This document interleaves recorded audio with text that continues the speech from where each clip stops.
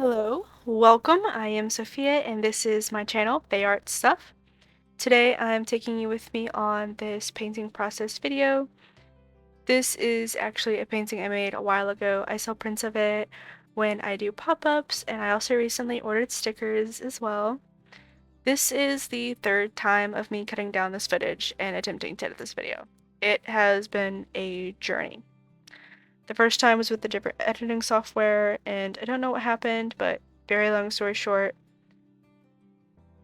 I messed up somewhere, and then the software updated, and I didn't know how to use it after the update because it completely revamped it. Laptop couldn't handle it. Tried again on my PC. That went fine, actually.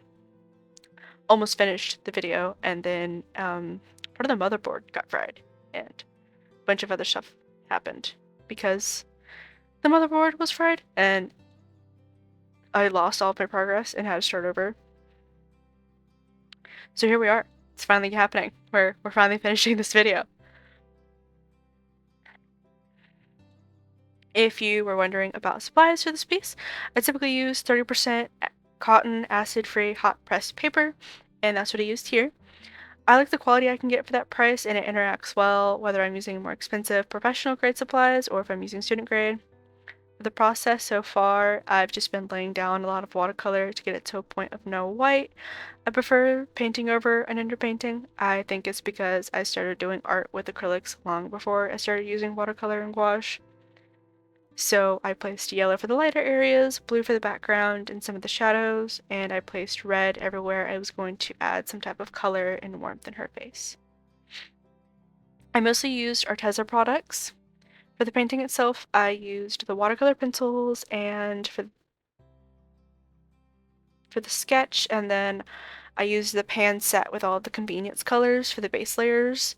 I also ended up using some thin layers of the acrylic wash in this piece as well. This is my first YouTube video. I'm not sure what I will be doing on this channel, but I know it's mostly going to be art related, and so far I think it's just reposted short form content and a couple picture posts. But a bit about me. I'm an artist located in Louisiana. I've been doing art markets and different pop-up events for about 2 years now, and I plan to continue. I still work a day job at the moment as a server, but it would be nice to get to a point where my art supports me in whatever capacity. I've shared my art on Instagram for years now, but less and less do I spend time on the app, and I also don't know how I feel about all the AI stuff going on with them, and I just don't know if I want to have anything to do with that platform. So that kind of went into the decision to start this channel. You know, I just wanted to share my art, and even though I don't know how that's going to look, I feel like it's really important for me to get my art out there as an artist that wants to eventually be supported by my art. But the other part of me starting this channel was about me finding the audacity. Thing about me is I can and I will on just about anything, but I have a lot of confidence in pretty much everything except showing off my art. I feel like anytime I talk about it, I just come off as condescending and arrogant and that I'm better for some reason. I've been told by my other art friends and people in my life that I don't, but I feel like I do, and it makes me really uncomfortable. So even though I can talk about my art for hours, and sometimes people even ask me about it, I don't know. I just really mess up in talking about it, and I think I need to find my confidence, and I feel like this is gonna really help me with that. Because when somebody asks how I get watercolors to look a certain way, they want an answer, but because I don't have confidence in talking about my art, I pretty much just end up giving these really basic answers that are conversation killers. I also think it'd be a cool idea to just have my process recorded and see my progress as I continue to create and grow. It would also be nice to build some type of community around my art. Other stuff about me, I like to play Minecraft, and in that I do a lot of large builds. Um, I like to do transformations and survival, and then I also do a lot of creative work and doing like mega builds and stuff. I also will sometimes even build my own reference in Minecraft. So I end up using it as an art tool as well, and maybe I can do on some content about that as well.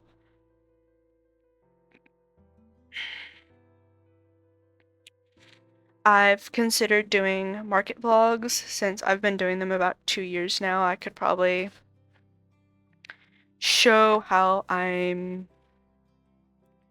making my setup better, what it's like dealing with certain markets, how I do at some markets. I've even thought about doing tutorials. Instead of just showing you how I'm doing something, I could actually tell you how I'm doing something and break it down and actually teach art a little bit. Quick note about the painting. At this point, I took some watercolor pencils for some details on the hair. I did by coloring small chunks of different shades and tones of purple, and then I added texture in the background and smoothed it out a little bit.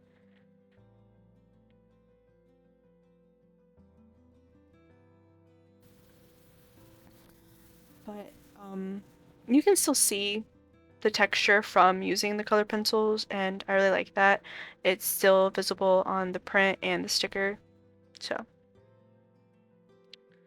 moving on. I've been doing art a really long time, pretty much since I could hold a crayon, and the only schooling I really have is I took my parish's version of AP art in middle and high school with the Talented Arts program, but I don't really have any formal art training. My family is full of artists, and I've learned so much through the years, and I have so much farther to go. And while I don't know what that looks like, I'd appreciate it if you, the viewer, joined me as I plan to document everything here. Like, for example, I recently got a sketchbook that I plan to do a back to basics type thing where I give myself assignments essentially and do art studies, use the principles and elements of art, do different art exercises to help me continue to grow my skill. Thought about going to the library and getting some art books, maybe do some of the prompts or like makeshift assignments in there, practice some of the skills that those teach.